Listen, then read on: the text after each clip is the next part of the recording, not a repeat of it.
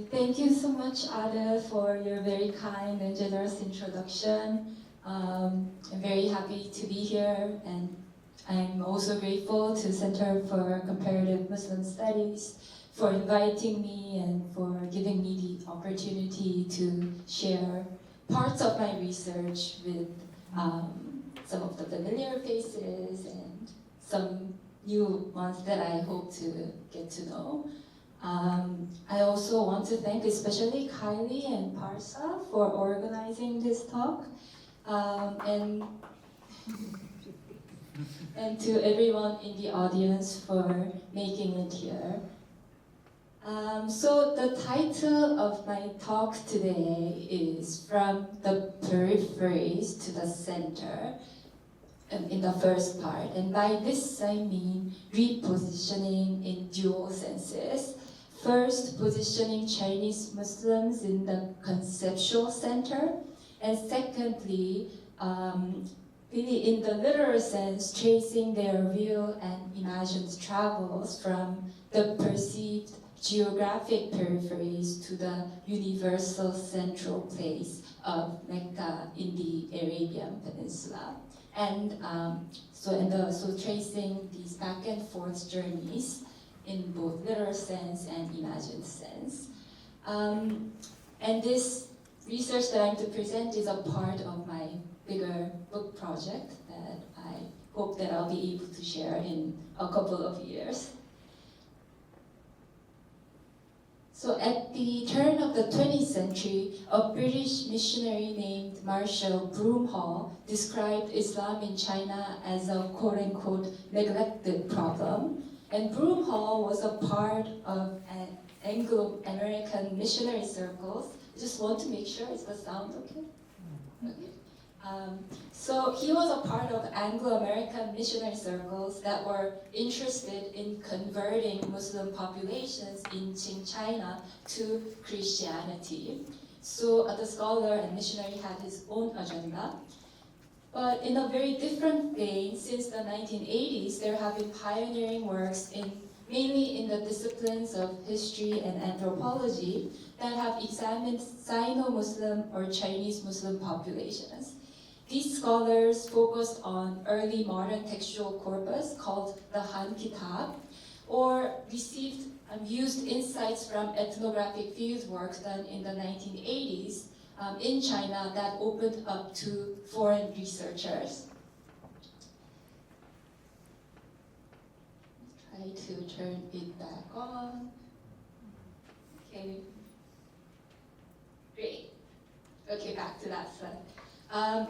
But however, despite these pioneering works, there's a shared sense that the field of Islam and Muslims in China is situated at the peripheries of both China studies and Islamic studies, especially when it comes to Chinese-speaking Muslims, otherwise known as Hui populations. And I say that this perceived peripheral view is partly because within the People's Republic of China, 10 different ethnic categories have been conferred onto Muslim populations according to linguistic categorization and genealogical histories. So in this ethnic minority scheme, Chinese-speaking Muslims constitute the nationality known as the Hui people, who are estimated to be around 11 million, and Uyghurs constituting another 11 million. In English, there are various terms that refer to these populations, which include Chinese-speaking Muslims, Sinophone Muslims, Sino-Muslims, or Chinese Muslims, which speak to their very ambiguous historical position. But if we sort of go back in time, Muslims communities in China in the medieval period flourished as a part of wider network of Indian Ocean connections. So in the port city of Quanzhou or Zeytun, for example, that you see here, which Marco Polo in the 13th century described as a heaven for commerce, there are remnants of the merchants from the Persian Gulf and elsewhere in the form of tombstones or a mosque that dates back to the 11th century that is believed to have been constructed through the philanthropic works of these so-called foreign guests. in Guangzhou, or otherwise known as Canton, which is the long-time international port, a mosque that dates back to at least the 11th century stands called the Remembrance of the Prophet Mosque. This mosque is believed to have been built under the command of Sa'd ibn Abi Waqqas, who was a companion and uncle of Prophet Muhammad. And if the narrative is true, it would date the construction of the mosque to the 7th century. So I'll go into more detail about the figure of Abi Waqqas later, but these structures and the names that these structures bear speak to a world where diasporic traders formed enclaves in coastal China in connection with the Indian Ocean trade. And this was a time when modern national borders and ethnic categories that confine our imaginations in the contemporary period did not necessarily hold sway. And I briefly mentioned this long past because extending time and space is a way to widen the social and imaginative spaces of populations whom we often view as ethnic minorities or religious minorities. So in his discussion of diasporic Hadrami Arabs from Yemen across the Indian Ocean to Southeast Asia, Eng Seng-ho, who is an anthropologist and a historian, notes how minoritization is about assigning one-dimensional meaning and valuations to identities. Parochialization contributes to accomplishing this effect by reducing possibilities for spatial mobility. So the way that I trace the mobility of Chinese Muslims across space and time is by investigating how strands of Chinese Muslims engaged with Mecca through narratives, through visits and sojourns, and through actual settlements near Mecca in the more recent period as muhajirin, or exiles from religious persecution. So hence comes the title of my talk, From the Peripheries to the Center in Dual Senses, positioning Chinese Muslims at the conceptual center rather than a so-called neglected problem, and in the literal sense, tracing their real and imagined travels from the perceived geographic peripheries to the universally acknowledged central place of Mecca. And Mecca, as we know, is a special place. It's a spatial anchor that signifies the start of Islam. In the Chinese language, Mecca was historically known as not necessarily Mecca, but as Tianfang, which can be translated as heavenly square. It could also, which could refer to the Kaaba. It could also be translated as heavenly direction, which could refer to the direction of prayers, or heavenly abode. So the bulk of my research is actually on 20th century travels, sojourns, and exiles. But before I go into that, I want to spend a few minutes elaborating on how Mecca and Medina were imagined, articulated, and replicated in parts of China before the late 19th century without physical travels. So in the collective origin stories of the Weiwei, which circulated widely at least since the 14th century, Mecca and Medina were described as the origin place of Islam. And Islam in this time frame wasn't necessarily transliterated as Islam or Islam, but rather referred to as our teachings or teachings of the Weiwei, or teachings of Qingzhen, meaning clear and pure, or teachings of Tianfang, meaning Mecca. In these origin narratives, Mecca and Medina were places where the figure whom I mentioned earlier, Sa'd ibn Abi Waqqas, came from in order to spread Islam to China. In mosque steels in eastern and southern China, Mecca and Medina were often described as utopic places where one finds no robbery or conflict. These were places that didn't necessarily have to correspond to real geographic places.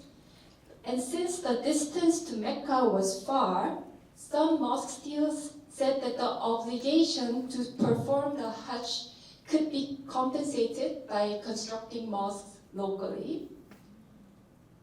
In the 18th century, a Chinese Muslim literati based in Nanjing went so far as to say that this obligation of performing the Hajj could be substituted by paying homage to one's parents every morning to practice filial piety.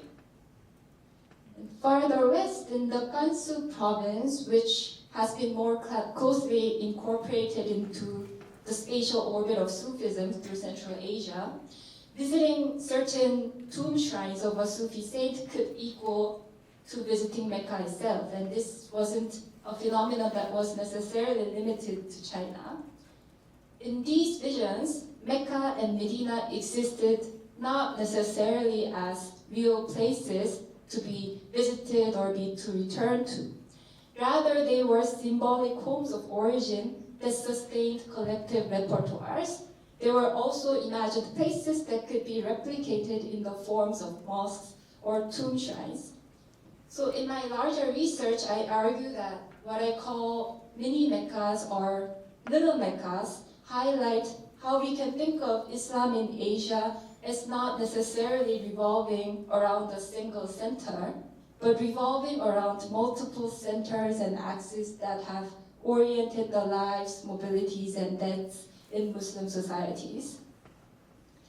So to the bulk of my research, although these acts of memorializing and constructing substitutes have continued in different ways into the modern period, at the same time, the late 19th century and early 20th centuries also marked a transformative point within China and globally.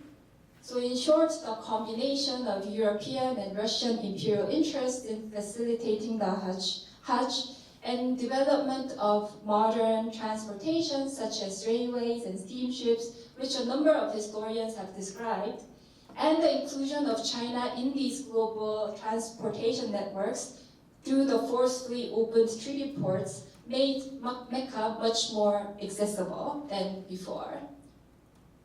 Within China in the early 20th century, the fall of the Qing Empire and the advent of the Republic meant that the Hui, or Muslims, emerged as a very ambiguous religious, political, and ethnic category that could potentially participate in the new national political order. So in this context, having outside connections with the imagined so-called Muslim world, a discourse that gained currency in the late 19th century, could be something that could be utilized positively to uplift the standing of Muslims in China.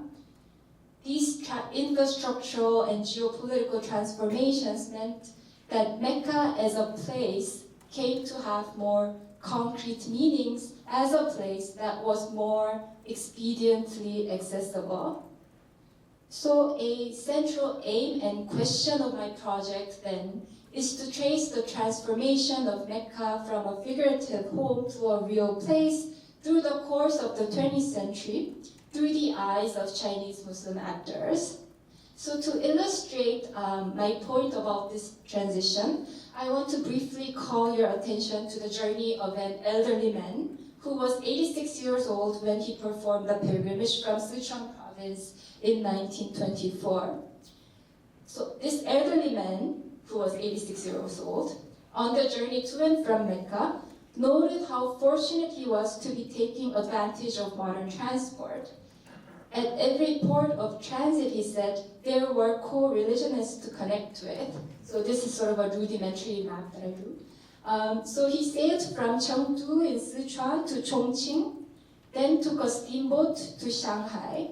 And in Shanghai, he connected with a community of mosque leaders, then took steamships with transits in Fuzhou, Xiamen, and the colonial port of Hong Kong, and on to Penang, Singapore, Colombo, and Jeddah.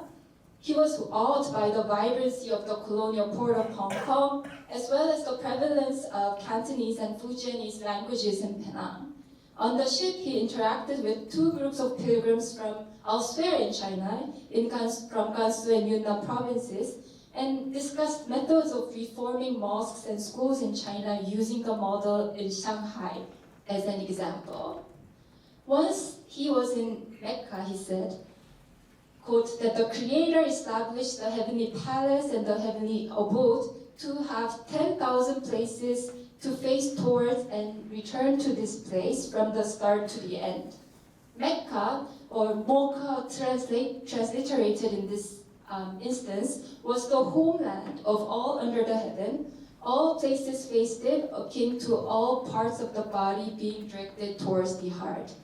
So the actualization of the journeys to the heavenly square, Mecca or Tianfang, became acts of returning home, even if momentarily. So my larger work shows that the routes of pilgrimage between Mecca and different parts of China turned into spaces of encounters and contestations through which the idea of Islam as a unifying force circulated. And these routes also provided channels of religious diplomacy and, at moments of war, pathways of exile and escape that would lead to the formation of Chinese Muslim diasporic communities who came to be actually rooted in the Hijaz.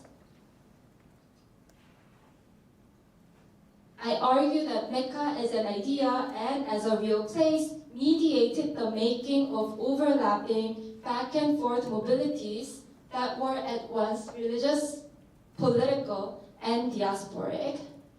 At the same time, diasporic and sojourning Chinese Muslims have constantly had to reconcile the ideals of Mecca as a utopic place that was theoretically open to all Muslims versus the realities of the place. So seen through Mecca, Chinese Muslims are no longer trapped at the margins of Chinese national history or on the fringes of Muslim societies. Conversely, seen through Chinese Muslims, Mecca appears as an in-between place that has attracted and harbored inter-Asian diasporic communities where the line between the pilgrimage and migration becomes blurred and deserves more attention. To trace the making and remaking of Chinese Muslim diasporic networks, I use a mix of textual data that include archival documents, travelogues, and journal articles, and ethnographic fieldwork that I did in parts of Saudi Arabia, mainland China, and Taiwan. I believe that this combination of textual and oral sources make it possible to trace patterns of durability over time, and also to foreground individuals as social and political actors. Of the multitude of individuals and families whom I follow over time in this talk, I want to use a figure, a person named Othman Lin Xingzhe as a lens and a guide. Born near Shadian in Yunnan province in 1913, 2 years after the fall of the Qing Empire, and dying in Jeddah in 1991, a year after Saudi Arabia normalized diplomatic relations with the PRC, Othman Lin Xingzhe lived through the turmoil of the 20th century. He traveled, studied, sojourned, and was exiled in multiple centers in China and the Arabian Peninsula, and in the spaces in between.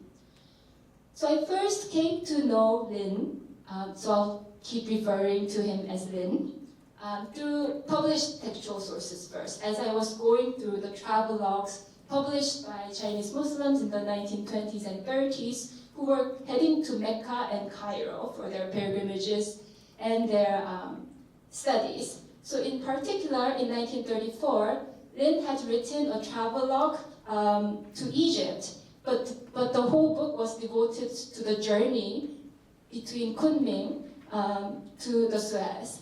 So from Kunming to Haiphong to Canton to Shanghai and onward through the South China Sea and Indian Ocean and the Red Sea.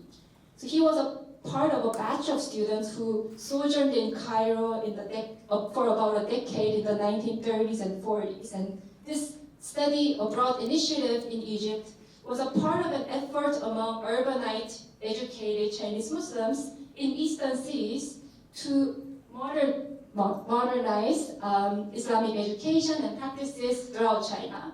So I obtained this travelogue, which was published in 1937, through the interlibrary loan, as one would. But as I searched for his other articles, I noticed that someone who seems to be Lin's relative in Kunming, in Yunnan, had uploaded a blog post where parts of the travelogue were republished. And this post also referred to Lin's other pieces of writing and references. So I emailed the blog poster, and to my surprise, he responded quite fast, sent me a short memoir and poems that Lin had composed in the 1980s. This was Mr. Ma, Lin's nephew, who had typed out these documents. Mr. Ma also invited me to come to Kunming on my next visit to China. So in 2015, during my fieldwork, I met Mr. Ma in Kunming, and he took me to places in Kunming, the capital of Yunnan province, and also Shadian, where Lin had spent his youth. Shadian itself has a conflicted history of serving as a hub for Muslim communities, even termed a little Mecca in China. In Shadian, which I ended up visiting, Lin went to one of the earliest modern Islamic educational institutions for the youth that you see on the picture on the right. In the late 1920s, after serving briefly in the military, Lin became a student in Shanghai at the Islamic teacher school that was housed within a mosque. And in my larger work, I go into much more detail about this mosque. After some time in the school in Shanghai, Lin then joined a group of students who headed to Al-Azhar University in Cairo. And this initiative of studying in Cairo, as I said, reflected a broader urge among urban educated Chinese Muslims to centralize and rectify the very dispersed and heterogeneous communities of Muslims in China as a collective. It also reflected the idea that these Chinese Muslim leaders had to make linkages with the supposed centers of the Muslim world externally. In the 1934 travelogue that I mentioned, for example, when Lin passed through Canton, where he visited the tomb of Abi Waqqas, he lamented the quote-unquote backward and rotten state of Islam in China and the opportunism of certain individuals in the leadership position. He suggested that Islam in China was in dire need of reorganization in order to achieve unity. But even as Lin latched onto this idea that Islam in China needed to progress from its supposedly degenerate state, multiple conceptions of time and space actually overlapped in Canton that he visited.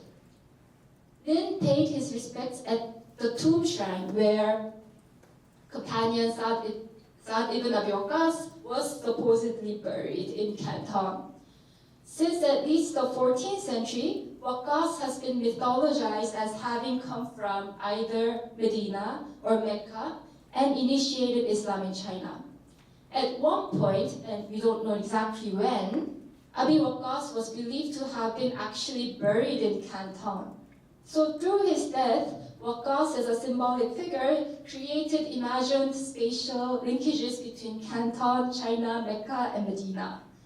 The tomb and the mosque next to the tomb became central sites of their own. So during the 18th century and 19th centuries, the site was sustained through donations from local dignitaries and transiting pilgrims and attracted visitors from within imperial China and abroad. So in the mid-1800s, pilgrims to this tomb of Waqqas was referred to as hajis, a term reserved for pilgrims to Mecca itself. Sometimes transiting pilgrims who were coming back from Mecca, who had stopped by in Canton midway and died, were buried within the graveyard of Abi Waqqas. So Lin, in 1934, when he stopped by Canton, also visited the tomb and paid his respects. In the cemetery, he noticed that there were tombs of 40 sages who had arrived from the country of Medina. These 40 sages, whom he described as martyrs, were believed to have come together with Abi Waqqas and were believed to have been slaughtered by a thief while they were doing their prayers. So in this graveyard, while he paid his respects to these 40 sages, Lin pondered how for ordinary persons, dying in an alien place is considered to be very tragic. But he also noted how the spirit of religion is so firm so as to make persons living for another world or afterlife regard all places as home places. And there are 2 points that I want to emphasize through this sketch of Lin's encounter with what I call a little Mecca in Canton. The first is that at this site, even as he argued for the need to progress Islam in China, Lin articulated a collective genealogical and diasporic time that took him back to the 7th century and linked him to Medina through the buried figures who symbolized the rooting of Islam in China. So looking more into articulations of such a sense of time and space help us see Chinese Muslims as individuals and communities who have kept changing forms of diasporic consciousness beyond the minority ethnicity. In these diasporic conceptions of space and time, Muslims in China were distant from, yet connected to, the central homes of Mecca and Medina, and they were situated not necessarily at the peripheries, but at an extension of the holy cities. Secondly, and relatedly, in material aspects, sacred sites such as the enclave in Canton were centers and hubs that drew donations and pilgrims from near and far, and these were actual sites that were sustained by layers of historical narratives about persons and places. So for the rest of my talk, let me return to how Mecca mediated the real travels, sojourns, and settlements of Chinese Muslims in the Hijaz. So I'll continue with Lin's journey. So after Lin passed through the South China Seas and the Indian Ocean, in order to get to Cairo in 1934, Lin had to pass through the Red Sea, which made him reflect on the significance of actual Mecca as an international political city that actually didn't live up to many people's expectations. Similar to any kind of utopic places, there have always been discrepancies between the significance of Mecca as a symbolic home of Muslims and the realities. So in the context of Lin's travels in 1934, Mecca had been incorporated as a part of the newly established Kingdom of Saudi Arabia after periods of uncertainty that followed the fall of the Ottoman Empire that had governed the Hijaz. So what were his thoughts on Mecca in this context? For Lin, Mecca inspired timeless wonder. As the ship passed by the location of Jeddah, he gazed upon Mecca and said, quote, "Mecca was where all sacred relics are. I can only revere it from a distance, as if looking out on the clouds. Mecca is the place that must be visited, but I do not know what time in the future I may see it again." Lin's comments at the same time are filled with a sense of disappointment in the city's incapacity to perform as the unifying force for Muslims worldwide. He compared Mecca to other cities of internationalism, like Geneva, where the League of Nations was based, and Moscow, all of which failed to live up to expectations. He remarked that the plains of Arabia are sacred lands that we hold in deep respect. It is the hometown of the noble saint, meaning Prophet Muhammad, where the heavenly scriptures descended. It is related to Islam in the utmost extent he wrote. But he remarked at the same time that the awareness of Muslims as minzu, which could be interpreted as nationality, ethnicity, or race, was too philosophical, naive, unclear about the trends of times, and unconcerned for the future. For the sake of survival and revival, he claimed, it was necessary to combine the capabilities of the world's Muslims, reconstruct the sacred lands, and organize a center. So his comments reflect a moment in the interwar period after the fall of the Ottoman Empire, wherein Mecca represented a potential rallying political site for Muslims worldwide. Especially for the colonized and semi-colonized parts of Asia, Mecca could offer an alternative vision of world order and anti-imperial solidarity. These visions, however, bore little fruit, and the Hijaz became a battleground between the government of Sharif of Mecca, Hussein ibn Ali, and the Saudi Wahhabi coalition based in Central Asia. In this context, in the eyes of Lin, the victory of King Abdulaziz ibn Saud in the Hijaz in 1924 and 5, and the proclamation of the Kingdom of Saudi Arabia in 1932 signaled the potential rise of the Hijaz, or the western coast of the Arabian Peninsula, as the organizational force for the Islamic world. Despite past weaknesses and dormancy, he remarked, hope lies in the future. King Ibn Saud has shook off the fetters of strong powers and grasped onto the national power that had been at its last breath to establish a completely independent country by successfully undertaking bold and decisive actions at the face of formidable adverse circumstances. The revival of Arab Minzu was just around the corner, but it was also hoped to be an assisting force for weak nations. Although the Saudi conquest of the Hijaz represented a blow to many, Lin's statement shows how a portion of politically motivated Chinese Muslims, the incorporation of Mecca into the foreign sovereign nation-state of Saudi Arabia, strengthened the symbolic significance of Mecca as a geopolitical center of the Muslim world, in addition to its long-standing religious and historiographical importance as the metaphoric home of Muslims. The idea that Mecca could potentially act as an anti-imperial site and a global rallying ground periodically attracted portions of politically active Chinese Muslims to the city during the Hajj season, including Lin. Although Lin wrote in 1934 as he passed through the Red Sea that he never knew when he would visit Mecca, he actually came to the city 5 years later in 1939, not only to perform the pilgrimage, but as a part of a Chinese Islamic Hajj delegation that aimed to propagandize against Japanese aggression in China. So on the left is an image of the Hajj delegation representing Republic of China that had consisted of 24 Chinese Muslims who had actually been studying in Cairo at Al-Azhar University. And then it was among these 24 people who constituted the anti-Japanese Chinese Muslim Hajj mission. The aim of this Azharite Hajj mission was to propagandize the Japanese invasion and occupation of China that had started officially since 1937.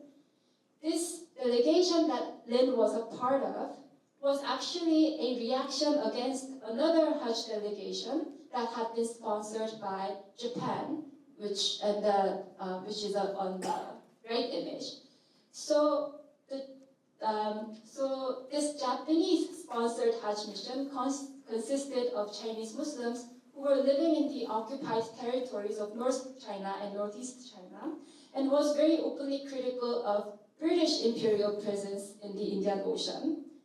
The Azharite Hajj mission, of which Lin was a part, aimed to block the potential activities of this Japanese-sponsored mission. A point of contention between the two was not only the vaguely defined Muslim audience who were gathered in Mecca, who they could potentially appeal to for solidarity or sympathies, but another issue of contention that I want to highlight was the presence of exiles from present-day Xinjiang or East Turkestan who were already living in the Hijaz by 1939. The Azharite delegation's report to the Nationalist Party noted that there were already about 2,000 exiles from present-day Xinjiang in the Hijaz who had escaped from regional turmoil and oppression and were forced to take on Hijazi citizenship. there were also about 100 other people from inland China, such as Gansu and Yunnan and Qinghai provinces. The escapees from present-day Xinjiang were described as wandering populations without Chinese diplomatic representation who could easily be susceptible to Japanese outreach. So something had to be done about these wandering populations. With competing interests, these contesting Hajj missions viewed Mecca as a rallying ground that could be appealed to and be mobilized for anti-imperial purposes. Read between the lines, they also show how exiles, refugees, and diasporas from different parts of Western China and present-day Xinjiang were already residing in the Hijaz in the 1930s and became objects to be won over from the perspectives of competing state actors. As a real place then, Mecca was a site of refuge and a diplomatic theater for Chinese Muslims. In the early 1950s, Lin himself escaped from mainland China and settled in Jeddah as an employee of the Embassy of Republic of China, or Taiwan. So I'll keep referring to Republic of China as Taiwan. After he finished studying in Cairo in the 1940s, he had returned to mainland China and worked as a magistrate in Aksu in present-day Xinjiang as a member of the Nationalist Party. But when the Communist Party ultimately won in 1949, he escaped through the Pamir Mountains and settled in Jeddah, most likely after performing the Hajj. As he settled in the Hijaz, Lin joined an increasing community of Chinese Muslim exiles and refugees who utilized the Hajj to Mecca as a way to flee mainland China. And these individuals who ended up settling in the Hijaz had different geographic and social backgrounds. The biggest among these political exiles belonged to the clan members of a warlord named Ma Bufang, whom I go into more depth in my other research, in my bigger research. And Ma Bufang, a former governor and warlord of Qinghai province, took 200 members of his family and political associates to Mecca after losing the last battles against the People's Liberation Army in 1949. He and this group actually moved to Cairo from Mecca and stayed there until 1956 for about 7 years, but once again moved back to Saudi Arabia after Egypt developed close relations with the PRC. Ma Bufang, I will not go so much into detail about Ma Bufang, but I want to note that he served as the first ambassador of Taiwan to Saudi Arabia, and after leading the anti-communist pilgrimage delegation that joined him from Taiwan itself. Besides the Ma Bufang group who settled in parts of the Hijaz, such as Jeddah and Ta'if, there were also other individual pilgrim exiles who joined them from Tibet and Gansu, who continued to flow in trickles. And these individual pilgrim exiles used the route of Tibet through India into the late 1950s. Many of these Chinese Muslim men who arrived later in the late 1950s could not find marriage partners in Saudi Arabia and brought in Tibetan Muslim women known as Kache from Kashmir. By 1961, the Taiwanese embassy in Jeddah estimated that there were about 400 so-called overseas Chinese populations living in Saudi Arabia with different citizenship and residential status. This number, of course, excluded the much larger Turkic Uyghur groups who by the 1950s were estimated to number around 5,000 in Saudi Arabia. The Chinese Muslim community mostly settled not in Mecca due to the high temperature and rising rent prices, but formed isolated enclaves in Ta'if, which is an hour drive away from Mecca, where they found the climate to be more temperate and the mountains more closely resembling their hometowns back in China. Their primary means of making a living was to sew hats in households and sell them in bulk. But at the same time, previously politically active figures like Lin and Ma Bufang could find positions in diplomatic and religious institutions. Specifically, Lin found employment in the Taiwanese embassy in Jeddah and worked as an affiliate of the World Muslim League in Mecca. The World Muslim League was founded in 1962 in Mecca as a part of Saudi pan-Islamist strategy to compete against Nasser socialism. And up to the 1990s, the World Muslim League's in the World Muslim League's Constituent Council, the legitimate China was represented by Taiwan, which reflects the very close relations between Saudi Arabia and Taiwan throughout the Cold War. From Taiwan, anti-communist pilgrimage delegations continued to come to Mecca, so a reformulation of the anti-Japanese Hajj missions during wartime. And when these anti-communist pilgrimage missions came to Mecca, Lin and his colleagues like him received them and served as translator and mediated their meetings with King Faisal that you see on the left, or with Secretary of the World Muslim League. The World Muslim League also served as a platform for exiled Uyghur activists who more openly and publicly portray themselves as migrants who had undertaken the hijrah to flee from religious persecution in communist-ruled China. In this view, Mecca was an open haven for the religiously persecuted, where alliances and alternative conceptions of statehood could be propagandized, couched under the language of Islamic solidarity against communism. So these aspects of Mecca as a politicized internationalist city during the Cold War offer the space and a platform for diasporic individuals like Lin to act as diplomatic mediators.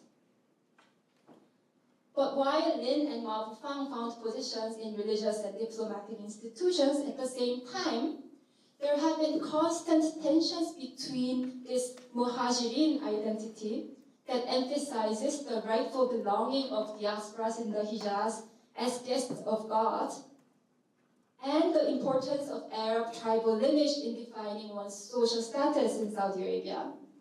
The very visible marker that brings these tensions into relief is the surname. In Saudi Arabia, the project of standardizing identification papers through the 1960s required that every individual adopt 4-part names: a first name, a father's name, a grandfather's name, plus a tribal or a popular name. This made lineage or genealogical origins the centerpiece of engineering a uniform citizenry, as people like Nadav Samin have noted. Verifiable genealogical belonging to an authentic, settled Arab tribe has been valorized, and to this day there is a conception that the Hijazi residents who have outside connections and origins have impure elements, which is captured in the derogatory description of them as, quote, quote, the vomits of the seas. So those who could not prove genealogy with value made various choices. Many Chinese Muslim diasporas, when they arrived in the Hijaz in the 1940s and 50s, adopted the surname of Assini, meaning the Chinese, which was a geographic and national marker. So some of them chose to keep this last name, Assini, as the surname with certain degree of pride. Others purposefully dropped it, thinking that this surname would impede their children's social advancement. Some others reconfigured the name to Ashinawi, claiming that this name, rather than Assini, was actually the authentic family name, and changing it from Assini to Ashinawi was a return to the correct family name. Others kept the meaning of Chinese characters. An intellectual and historian whose last name was Gao, for example, meaning high, changed the surname to Ali, which would have corresponding meaning between Arabic and Chinese as meaning high. There were others who also stuck in the full Chinese name of the father or the grandfather as the tribal name, so Ma Jinkli as the surname, for example. For Ma Bufang, whom I mentioned earlier, the former warlord and governor of Qinghai province and the first ambassador from Taiwan to Saudi Arabia, his descendants split his name into two, having Ma Bu as the grandfather's name and Fan as the tribal name. Uthman Lin and his brother who joined him in Jeddah chose to keep the transliterated Chinese name Lin as the tribal name. Besides these surnames that speak to the importance of having a verifiable Arab genealogy, citizenship was another factor that starkly differentiated social and political status in contradistinction to the significance of Mecca as a figurative home. So as the path to citizenship became incredibly narrow throughout the 1970s, and the policies of Saudization, which privileged Saudi citizens for employment in the public sector, was rolled out, the social mobility prospects of those who had citizenship and those who didn't widened. Diasporic Chinese Muslims who could not get Saudi citizenship ended up taking Taiwanese passports and citizenships. So this created a dependency structure between older and younger siblings, even within a family. For Chinese Muslims who were born and raised in Ta'if without Saudi citizenship, in the 1990s, when the relations between the PRC and Saudi Arabia really picked up, returning to their ancestral homes in mainland China offered new opportunities. This was because it was in 1990 when Saudi Arabia officially recognized the PRC as the legitimate China, which ushered in a new period of migrations and reconnections.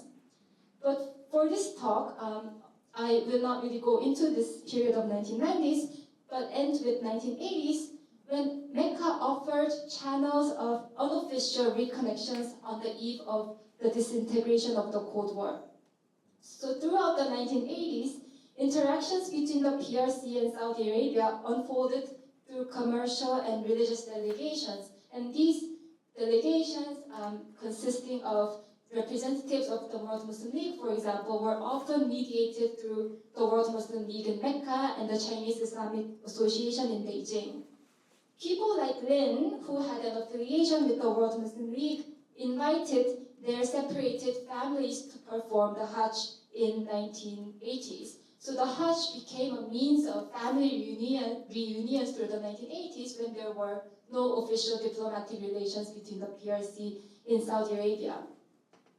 So these family reunions were emotional encounters after 30 years of separation. Lin's siblings also performed the Hajj from Yunnan in 1984. His youngest sister, when I met her in Kunming, recalled how she, her husband, her elder sister, and her nephew headed to Beijing to take a flight to Pakistan and to proceed to Saudi Arabia. She spent 2 months in Jeddah, which she remembers as the most precious time of reuniting with their siblings. 2 years after the siblings performed the Hajj, Lin himself returned to Shadian and Kunming and toured around places where he spent his youth and observed the changes that had taken place over nearly 40 years while he was absent. His nephew, Mr. Ma, the blog poster, recalled how Lin let out ceaseless tears, reflecting on the decades that had gone by. On the way back to Jeddah from Kunming, he stopped by Chiang Mai in northern Thailand, where some of his old friends and colleagues had settled on the aftermath of the Chinese Civil War. In Chiang Mai, he composed a poem that his nephew, Mr. Ma, later published privately in a collection that had family materials and documents. So before I conclude, I want to share this poem, parts of this poem, where Lin writes in 1986 that sea waves surge along the way and brothers carry cases filled with books for their studies, meaning he and his brothers' studies to Cairo. Through endlessly long courses to remotest and farthest corners, we have sought shelter in Mecca or Tianfang to escape from China. 60 years since the opening of Saudi Arabia and 47 years since living abroad in Saudi Arabia. Life has been full of hardships, but let us not speak bitter. I have happily guarded Mecca and be light-hearted. I have performed the pilgrimage 40 consecutive times and received thousands of visitors to Mecca. Bodily birth in Shadian can be said to be a fortune. The long residence in Saudi Arabia is grace from God. Years in Saudi Arabia, and in Chinese would be Shata Arabo, so Shata are many, and those in Shadian are few. I wonder for which Shah I keep longing for home. Now 3 generations have been transmitted here. The second generation has become the people of Mecca. With Sambal eunuch or Admiral Zheng He in the Western Oceans, people of Yunnan began their era in Mecca. Who would have known that 500 years later, once again in Mecca, we would narrate a poem about the people of Yunnan. So Zheng He was from Yunnan. So, although Mecca is far from an ideal place in reality and citizenship poses severe limitations to belonging, there exists the idea of Mecca granting a right to be present, which is reflected in the poem. So to bring this presentation to conclusion, this is why I think that tracing Mecca's significance as a figurative and real place through a seemingly marginal minority repositions the place as an orienting force that has mediated multi-directional, multi-generational mobility and migrations from across Asia and beyond. The significance of Mecca as a cosmological center, combined with the regularity of the Hajj to a physical locale, added with a political power that capitalized on the city as a source of religious and international legitimacy, created a constant orienting force. Seen through Chinese Muslims, Mecca appears as an in-between place that has attracted and harbored inter-Asian diasporic communities where the line between the pilgrimage and migration becomes blurred. Mecca could also be decoupled and taken outside its territory at different moments to create separate yet connected centers, narratives, and replicas, as I showed through Abi Waqqas and Canton. The outside-in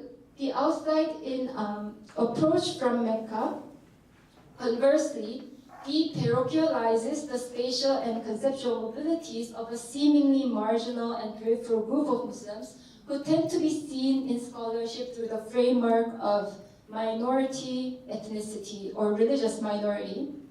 Seen through Mecca, Chinese Muslims are no longer trapped at the margins of Chinese national history or the fringes of Muslim societies.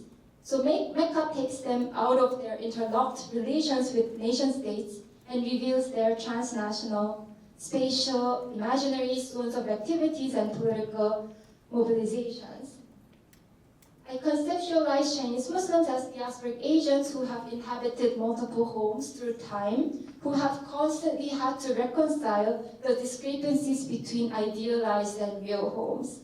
Through them also, the states of Saudi Arabia and China appear as occasional but consistent sponsors of transnational religious diplomacy. Methodologically combining different genres of texts, such as archives, family documents, and travelogues, and oral and ethnographic sources, makes it possible to recognize how the transition of Mecca from a figurative cosmological center to a literal one instigated the making of trans-regional networks, wherein the pilgrimage, philanthropy, exile, migration, and diplomacy were intermatched with one another and could branch off into different directions. In this view, Chinese Muslims are peripheral, neither in history nor in concept. So I'll end it there, and I'm happy to take questions.